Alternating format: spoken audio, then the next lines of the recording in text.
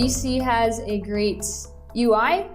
It's easy to learn. It's very intuitive for users. So getting onto this platform that Microsoft has really enhanced and developed just naturally gives them a leg up as they're doing their operations. It also has great metrics on the side. Microsoft has brought in a lot of AI into BC, and there are many just natural data points that are shown on the right side of the screen that help drive decisions as just interesting metrics and data points are brought up naturally.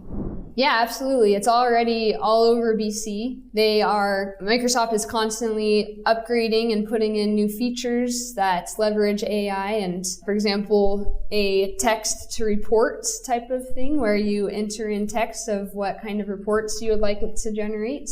They're also constantly putting in slider bars that show helpful information that help drive business processes and business decisions.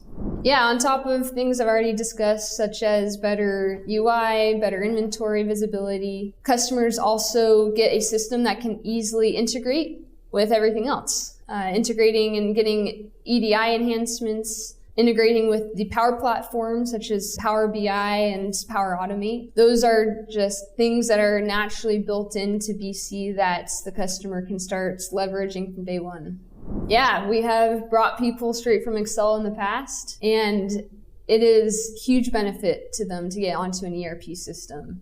There's so much more information available at their fingertips, so much less manual work that they have to do every day. They're not reliant on working with a bunch of different Excel systems, Excel sheets that are slowly getting larger and larger. Getting onto a consolidated ERP system, it just enables growth for companies.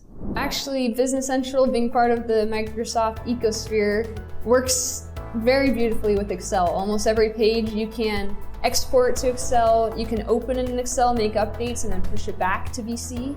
So it definitely works great with Excel, but it does alleviate users from having to spend their lives updating Excel spreadsheets.